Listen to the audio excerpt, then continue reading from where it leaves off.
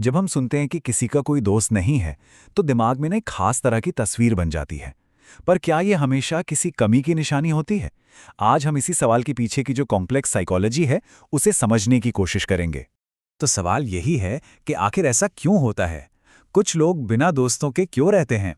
और देखिए, हम इसे किसी जजमेंट की तरह नहीं, बल्कि एक साइकोलॉजिकल पहेली की तरह समझने की कोशिश करेंगे। इस पूरी बात को समझने के लिए हम 4 अलग-अलग एंगल से देखेंगे। सबसे पहले हम ये जानेंगे कि क्या ये किसी की पर्सनैलिटी का ही हिस्सा है। फिर हम देखेंगे कि कहीं ये एक तरह का प्रोटेक्शन तो नहीं। इसके बाद आज की मॉडर्न दुनिया इसमें क्या रोल प्ले कर रही है, उस पर बात करेंगे। और आखिर में इस बिना दोस्त वाले टैग के पीछे की असलियत क्या है, उसे समझेंगे। तो चलिए शुरू करते हैं पहले पॉइंट से। सोचिए जरा, क्या हो अगर दोस्त ना होना कोई कमी हो ही ना, बल्कि ये किसी की पर्सनालिटी का, उसकी बनावट का ही एक जरूरी हिस्सा हो। और यहीं पे ना एक बहुत बड़ा मिसकंसेप्शन टूटता है। अक्सर लोग सोचते हैं कि ऐसे लोग दोस्त बना ही नहीं पाते, मतलब उनमें कोई कमी है। पर असलियत ये भी हो सकती है कि ये उनकी चॉइस हो। अकेले रहने में उन्हें ज्यादा शांति, ज्यादा सुकून मिलता हो। साइकोलॉजी में इसके लिए एक बड़ा इंटरेस्टिंग टर्म है, लोन वुल्फ वायरिंग। मतलब कुछ लोगों का दिमाग, उनकी पर्सनैलिटी ही ऐसी वायर्ड होती है कि उन्हें बाहर की भीड़भाड़ और मेलजोल से ज्यादा अपनी ही कंपनी में, अपनी सोच की दुनिया में ज्यादा आराम मिलता है। अच्छा, एक और वजह भी हो सकती है, और वो है बिल्कुल हटके इंटरेस्ट्स होना। जरा सोचिए, अगर किसी को किसी बहुत ही खास, बहुत ही नीश चीज का शौक है, तो ऐसे में उन्हीं की तरह सोचने वाला, उन्हीं की तरह पैशनेट इंसान मिलना कितना मुश्किल होगा, है ना? तो जाहिर है दोस्ती के मौके अपने आप ही कम हो जाते हैं। अब आते हैं दूसरे एंगल पर, और ये शायद सबसे ज्यादा सोचने पर मजबूर कर देने वाला है।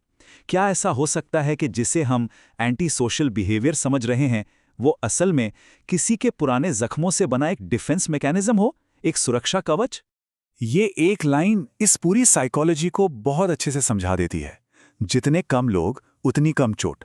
सोचिए, जब किसी का भरोसा बुरी तरह टूटता है, तो दिल को दोबारा चोट लगने से बचाने के लिए लोग अपने चारों ओर एक दीवार खड़ी कर लेते हैं। ये एक बहुत ही नेचुरल रिएक्शन है। और पता है, ये अक्सर एक खतरनाक लूप बन जाता है। इसे ऑकवर्डनेस स्पाइरल भी कह सकते हैं।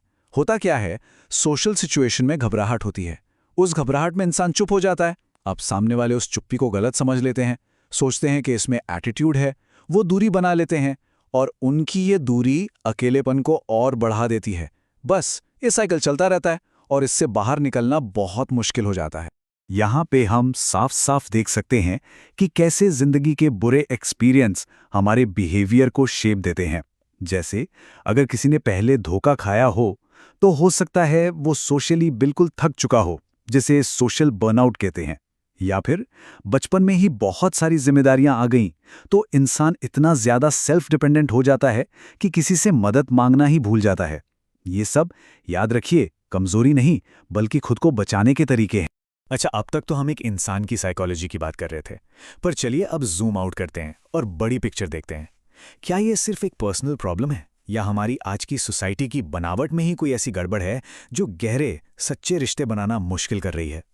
और यहीं पे मॉडर्न लाइफ की सबसे बड़ी आयरनी सामने आती है। हमारी डिजिटल दुनिया, वो हमें ये महसूस कराती है कि हम सैकड़ों हजारों लोगों से जुड़े हुए हैं, पर यह बस एक भ्रम है। असल में ये हमारी असली दुनिया के गहरे रिश्तों की नींव को ही खोखला कर रही है। ये जो कनेक्शन का भ्रम है, वो यहाँ एकदम साफ है। एक तरफ हमारे डिजिटल दोस्तों की लिस्ट है जो बहुत लंबी है, और दूसरी तरफ है हमारे करीबी दोस्त जिनसे हम दिल की बात कर सकते हैं। और वो लिस्ट कितनी छोटी है, मतलब क्वांटिटी ने क्वालिटी को पूरी तरह से ओवरपावर कर लिया है। तो हमने पर्सनैलिटी की बात की, पुराने जख्मों की बात की, और समाज के रोल की भी बात की। इन सब को मिला के अब बिना दोस्त के होने को एक नए नजरिए से, एक नई परिभाषा देने की कोशिश करते हैं। तो आखिर में, कोई दोस्त नहीं होने का मतलब हमेशा ये नहीं होता कि कोई अकेला है या नाकाम है।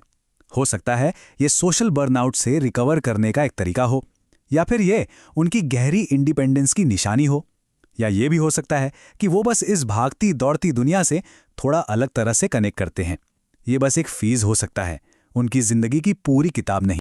और ये सारी बातें हमें एक बहुत ही गहरे सवाल पर लाके छोड़ देती हैं कि आखिर एक अच्छी जिंदगी का पैमाना क्या है? हमारे दोस्तों की गिनती, या हमारे मन की शांति?